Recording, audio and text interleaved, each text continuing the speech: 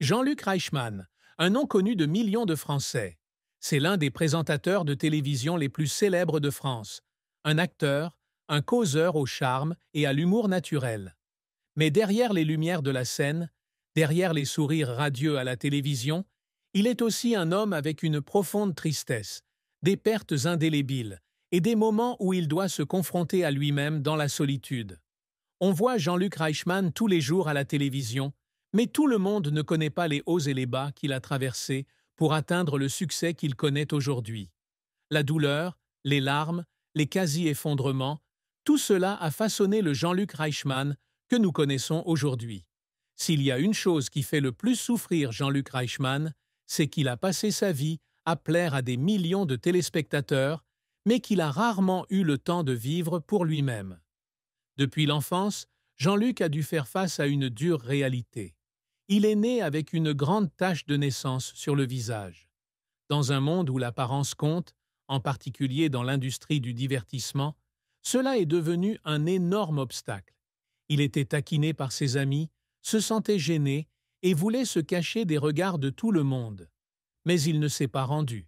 Il a décidé de transformer ce que les gens pensaient être sa faiblesse en sa force.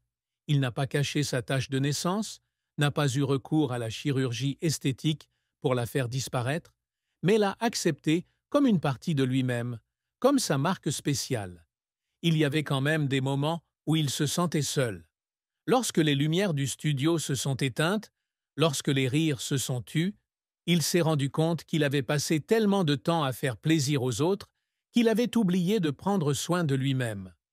Le comble de sa tristesse fut la perte d'un ami proche dans le métier, quelqu'un qu'il avait toujours soutenu et accompagné. La mort de cet homme lui a fait comprendre que le temps est limité, que personne ne peut échapper à la dureté de la vie. Il a dit un jour dans une interview « J'essaie toujours d'apporter de la joie aux autres, mais parfois, je me demande qui m'apportera de la joie ?» Jean-Luc Reichmann n'a pas eu la chance de connaître le succès dès ses débuts. Il a dû se battre et essayer chaque jour de prendre pied dans l'industrie du divertissement. Il a commencé sa carrière à la radio, en tant qu'animateur radio, là où personne ne voyait son visage. Mais cela ne suffit pas. Il voulait apparaître en public, voulait s'exprimer, voulait faire partie de la télévision. Pour y parvenir, il a dû travailler sans relâche. Il y avait des jours où il ne dormait que quelques heures, travaillant sans interruption du matin au soir. Il s'est essayé à de nombreux rôles différents, de présentateur, comédien de doublage à animateur de télévision. Chaque travail était un petit pas, mais une étape nécessaire pour l'amener là où il est aujourd'hui. Mais le succès n'a pas été immédiat. Il y a eu des moments où il a été rejeté, sous-estimé, on lui a dit qu'il n'avait pas l'apparence requise pour apparaître à la télévision. Ces rejets lui ont fait mal, mais ils ne l'ont pas arrêté. Il croit que le talent et la persévérance sont plus importants que toute autre chose. Le tournant le plus important de sa carrière fut lorsqu'il devint l'animateur des 12 coups de midi, l'une des émissions de télévision les plus populaires en France. Depuis lors, il est devenu non seulement un présentateur, mais aussi une partie de la vie quotidienne de millions de téléspectateurs. Mais ce succès a un prix. Il y avait des jours où il était épuisé. Il y avait des moments où il se sentait tellement sous pression qu'il avait envie d'abandonner. Mais chaque fois qu'il le faisait, il se rappelait pourquoi il avait commencé. Jean-Luc Reichmann est bien plus qu'un simple présentateur télé. C'était un conteur, un amuseur pour des millions de personnes, une icône de persévérance, de dynamisme et de passion. Depuis son enfance, il a dû faire face à des défis difficiles que tout le monde ne peut pas supporter. La tache de naissance sur son visage n'était pas seulement une caractéristique physique, mais aussi une blessure mentale que la société avait involontairement gravée dans le cœur d'un jeune garçon. Il sait que le monde n'est pas toujours juste, que les gens jugeront toujours l'apparence avant de regarder les capacités. Mais au lieu de se laisser vaincre, Jean-Luc Reichmann a décidé de transformer sa faiblesse en force. Il n'a pas caché sa tache de naissance et n'a pas modifié son visage pour se conformer aux normes de l'industrie télévisuelle. Il est monté sur scène, est apparu sur le petit écran, déclarant avec assurance au monde « C'est moi, et je suis assez bon ». La plus grande réussite de Jean-Luc n'est pas la célébrité, ni les contrats de plusieurs millions de dollars, ni les émissions de télévision à succès. Sa plus grande réussite a été de changer la façon dont la société perçoit les différences. Il est une source d'inspiration pour tous ceux qui se sont déjà sentis en insécurité ou rejetés par le monde.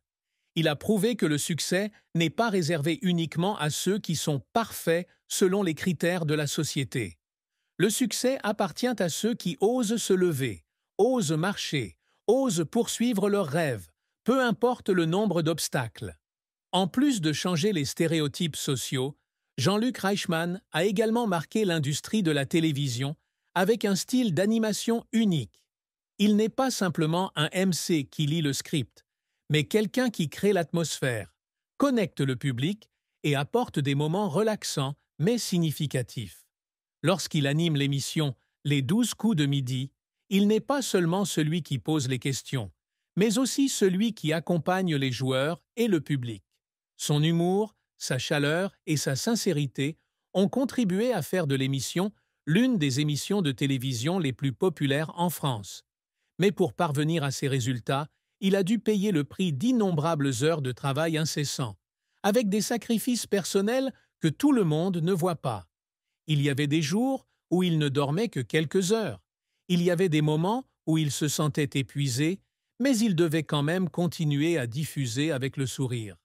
Parce qu'il sait que là-bas, il y a des millions de personnes qui l'attendent. Il ne s'est pas arrêté à la télévision non plus. Jean-Luc Reichmann s'est également lancé dans le métier d'acteur, désireux de se mettre au défi et d'explorer d'autres aspects de l'art. Il ne s'arrête jamais, ne se sent jamais assez. Car pour lui, le succès n'est pas une destination, mais un voyage de développement constant. Si la carrière est le domaine où Jean-Luc Reichmann brille, alors l'amour et le mariage sont les domaines où il affronte des soucis, des sacrifices et des tristesses que personne ne peut voir. Il a passé sa vie à faire plaisir au public, mais a-t-il suffisamment de temps pour faire plaisir à ses proches?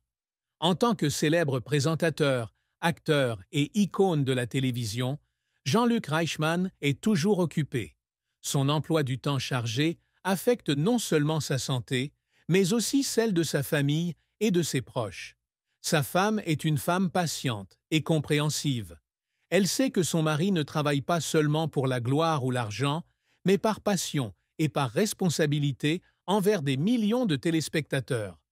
Mais peu importe à quel point elle était compréhensive, il y avait des moments où elle se sentait seule, comme si elle n'était pas la priorité numéro 1 dans sa vie. Il y a eu des occasions importantes où Jean-Luc n'a pas pu être présent.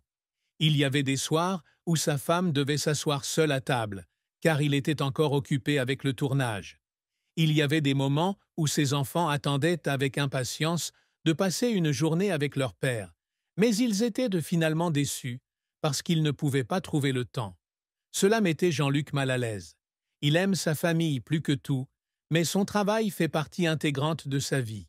Il a dit un jour dans une interview « Je sais qu'il y a eu des moments où je n'étais pas là quand ma famille avait le plus besoin de moi. Et c'est de cela que je me sens le plus coupable. » Mais comment concilier passion et responsabilité familiale? Comment être un bon père, un bon mari et un hôte dévoué? C'est la question que s'est toujours posée Jean-Luc Reichmann. Peut-être que l'amour de sa femme ne réside pas seulement dans les paroles, mais aussi dans la patience, dans son acceptation du fait que son mari est un homme qui mérite d'être sous les feux de la rampe. Et peut-être que l'amour de Jean-Luc Reichmann ne réside pas seulement dans le fait d'être chaque jour aux côtés de sa femme, mais dans le fait qu'il essaie toujours de consacrer chaque petit moment à rattraper ce qu'il a manqué. Peu importe à quel point il est occupé, il essaie toujours de consacrer du temps à sa famille, essayant toujours de ne pas laisser le travail prendre le dessus sur sa vie. Mais la vérité est que, peu importe ses efforts, il y a des moments où il a l'impression de ne pas en avoir fait assez. Et c'était la plus grande tristesse de son amour et de son mariage. La tristesse d'un homme qui faisait toujours de son mieux, mais qui sentait toujours qu'il y avait des choses qu'il ne pouvait pas faire complètement. C'est peut-être aussi le prix que doivent payer ceux qui sont sous les feux de la rampe. Jean-Luc Reichmann a eu une vie pleine de défis, de réalisations, mais aussi de profonde tristesse. C'est un homme fort, mais aussi un être humain, avec de vraies émotions, avec des préoccupations que tout le monde ne comprend pas. Peu importe le nombre de succès, le nombre de prix, le nombre de reconnaissances, il reste un mari, un père, un homme qui essaye toujours